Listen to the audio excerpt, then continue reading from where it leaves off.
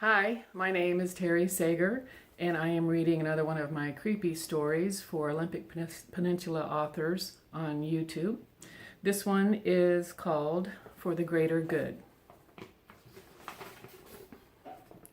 Maybe Jim would still be alive if I hadn't gone to the diner for breakfast that morning, because as I left the diner, I passed Sam's cluttered newsstand. It was April 8th, 1966. A Friday. Bright red letters on a black background caught my eye. The cover of Time asked, "Is God dead?" I had a better question. Who the hell cares? He sure as crap not going to help me. Never has, never will. But the cover gave me pause. I gave Sam 35 cents and picked up a copy. I folded the magazine and stowed it under my arm. I continued 2 blocks up the street to the county courthouse. I stopped for a minute at the bottom of the steps. The building and I had recently celebrated our 50th birthday. I loved the architecture of it, the red brick, the clock tower. It had a regal presence. This building has possessed me. It has not just been my workplace, it has been my place of belonging. Then, as I had done for nearly 30 years, I made my way up the front steps and into my cubby in the assessor's office. The rhododendrons would bloom soon, and the trees were wearing the light green spring foliage. On this northern coast of Washington, it wouldn't feel like summer until July. This summer, I will be able to go fishing anytime I want, especially now that Esme is gone. I hated to leave her for too long. Usually I would just go for the day, but nothing is usual now. Things have changed. It's terminal, the doctor said. You should put your affairs in order. The county was very kind. Human Resources advised me they were granting me a 3-month leave of absence. Not really granted, advised. Strongly suggested. Today was my last work day before the leave started. Maybe my last work day ever. The doctor's words were so final. No encouragement to fight the good fight. But even if he had tried to give me hope, my body also told me. The twinges of pain in my side came more often and lasted longer. I doubted I would be back. I was past caring. At lunch, I sat on a bench near the courthouse and smoked as many cigarettes as my 30 minutes would allow. No need to quit now. I barely remembered the number of tax files I completed that morning, but, well, my priorities are different now. My mind was elsewhere. And if I'd made mistakes, I guess I will be forgiven. I took a mental inventory of my situation. At first, of course, there was denial. But truthfully, as a numbers person, I had to admit I brought this on myself. I had grown a gut from too much gourmet cuisine and too much of the best scotch I could afford.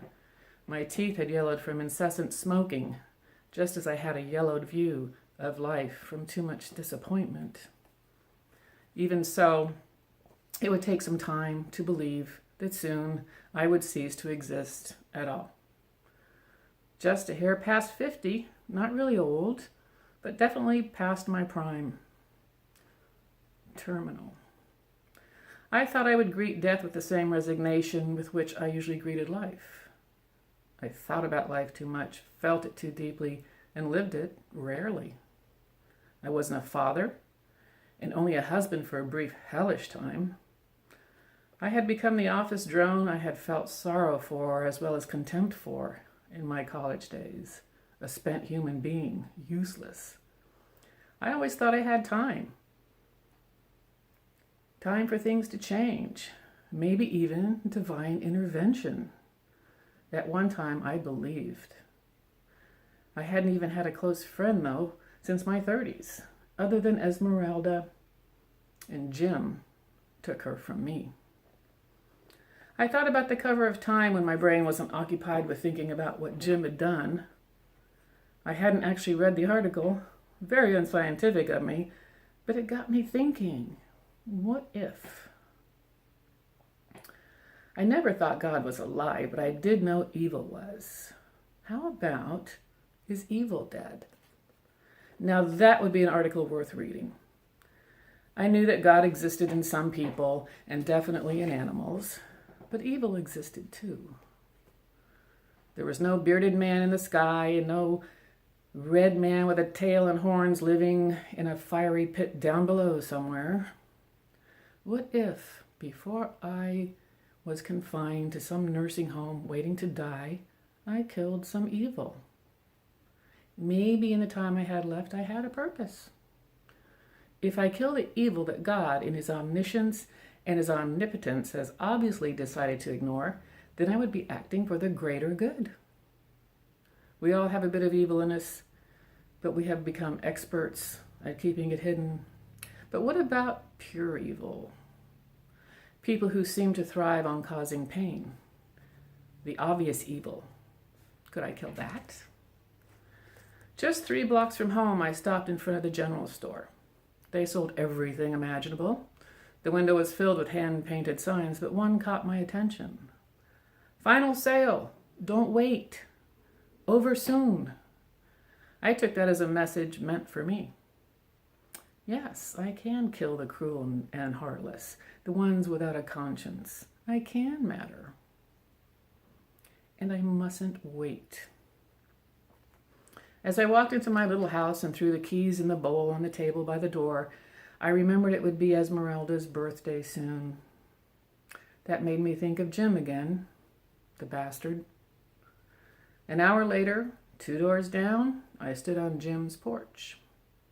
I heard Walter Cronkite delivering the news. No mistaking the modulated voice, the measured, almost soothing way he reported the horrors of the day. I rang the doorbell, and Cronkite went silent. When Jim answered the door, the surprise on his face was expected. We hated each other. But true to his breeding and holier-than-thou attitude, he invited me in. I counted on that. He led me into the living room, complete with puke green shag carpeting, a citron couch, and a TV tray sitting in front of it. He tried to be hip, but he was too old. Way too old for that. I tightened my grip on the gun in my jacket pocket. So sorry, I lied. I've interrupted your dinner. Hotshot eats TV dinners. It's cool. I was finished. Let me just take this to the kitchen and I'll be right back. Hey man, have a seat. This was it. If I was going to matter, I had to start now. Don't wait. As he headed to the kitchen, I shot him in the back. That particular place on the spine that would paralyze, not kill. Part 1. That did the trick. The impact caused the TV tray to fly from his hands, and he looked back at me as if trying to understand where the pain was coming from. His body twisted as he went down. He landed on his back. His brain had not fully comprehended what was happening to his perfect world. I knelt beside him, put one hand on his chest, and my other still holding the gun. As his eyes, wild with fear, searched my face, confused, I said, "This is for Esmeralda, my Esme. You poisoned her because she peed in your garden. I know it, and you know it. She's a cat, for God's sakes. And now I see the same fear in your eyes I saw in hers as I sat with her that night, willing her to live. She didn't survive. You won't either. Goodbye, asshole." I shot him between the eyes.